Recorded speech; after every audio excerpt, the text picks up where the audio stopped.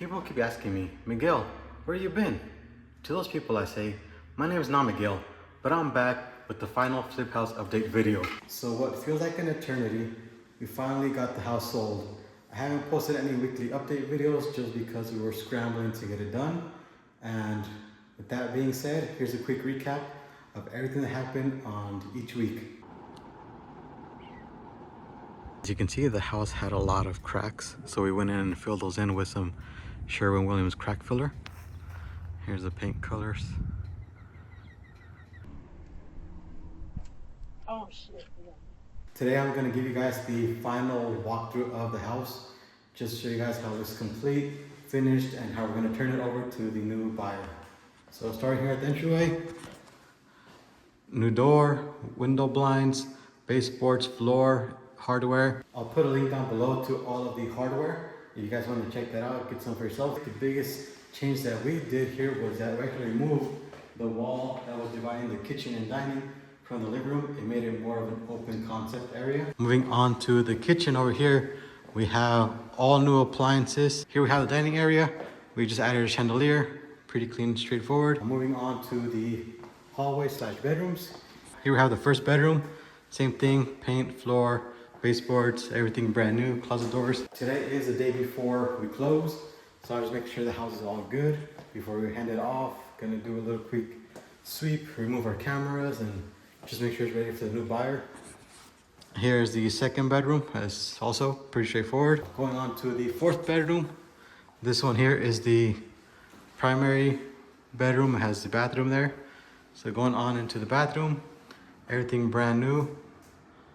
I would say overall, this has been one of the quickest flips, but also one of the most cost expensive, just because everything has gone up in price.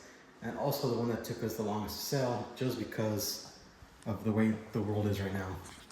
Moving down to the hallway, we have the second bathroom. So similar as the primary bathroom, exact same fixtures, exact same finishes. Over here you have the final room. So this is a smaller room, could be a nice office, nice kids room. Here's the garage, pretty straightforward. We added a new door, kind of painted all of the walls to be white. All right, so we're gonna take a quick peek outside just so you guys can see. Finally show the whole outside of the house. This is the entire outside of the house. We kept the front yard pretty clean with just bark mulch with this linear pattern. Here's the front door. All right, let's talk about the numbers now. With purchase of the house, the expenses, materials, labor, the holding costs, all in, we're at $420,000-ish for the house. As you know, the world is changing every day. When we bought the house originally, we thought we can sell it for about $500,000, $485,000, around that area. We plan to have about $30,000-ish of profit, but as things are changing every day, in this specific area, houses are going down. So we had to adjust. We ended up settling at $455,000. We had to give $9,000 in concessions, pay $2.5 for the agent's fees, taxes, everything else.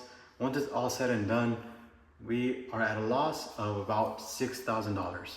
So this house will go off to a new buyer. If we could, we will move in here, but our job is to continue doing flips.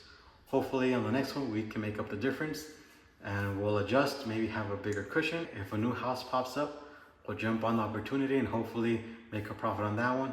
But that's the name of the game. You can't really control the outside factors. So it is what it is at this point. I'm just glad that it's out of our hands after what felt like an eternity of many ups and downs in this roller coaster. So thankfully, we'll be out. We'll move on to the next one, and I'll make sure to keep you guys posted on the journey for that one. Peace.